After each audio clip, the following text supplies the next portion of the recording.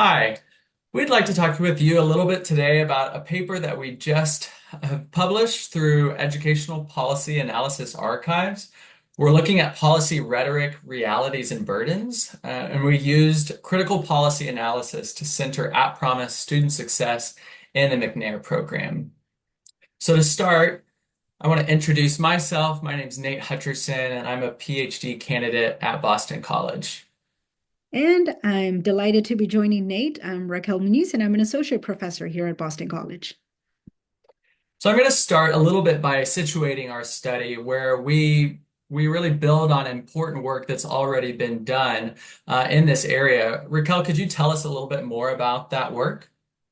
Oh, absolutely. There were, in the literature, scholars have really brought and shown light on the McNair program, generally on the important work that it's doing to prepare students for postgraduate doctoral work ultimately. And so we've learned a ton through this research about the program and how successful it has been over time. But one of the areas that we found that had a little bit less of a focus is the critical perspective from the students, right? How they're experiencing that program itself, and how it's tied back to the policy at the federal level.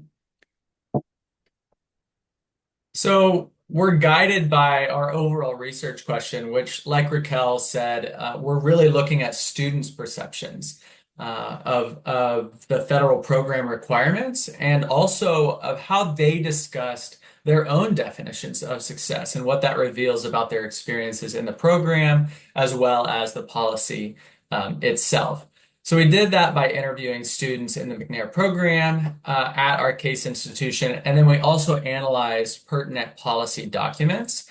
And through that, we found that students' definitions of success were at odds with how they perceived the federal policy defines success and the program and how the policy itself defines success and measures success for students in the program.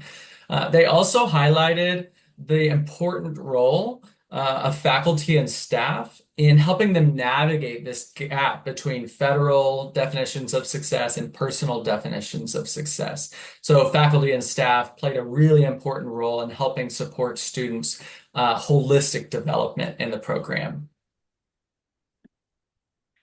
Yeah, and I would say that the study itself really shows us how what some would argue is a removed policy at the federal level has really tangible impacts, right? And it can burden our students as well as they're going and navigating their educational programs. And another really neat contribution that we're making through this paper is our use of critical policy analysis as a framework and as a analytic method. And so we took the different tenets from CPA and use them as guiding principles. You can see here on the screen where we break down the tenet and then also more specifically how we use that tenet to inform our analysis. And so we hope and encourage other scholars to apply similar methods to explore how policy is impacting people on the ground through a CPA lens and analysis. That's awesome.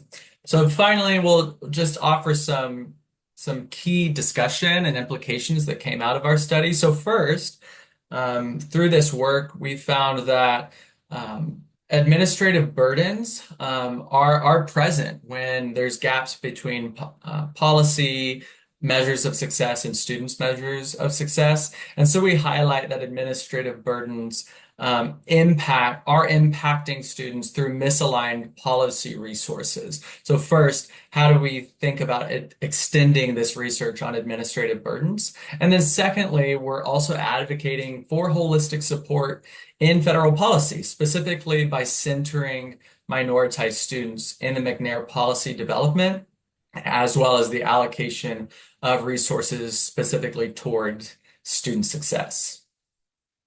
And we just also want to call attention to how important it is to take that critical oriented perspective so that we can better center minoritized students. And we would encourage others, again, to think about how perhaps CPA as a framework can guide us along.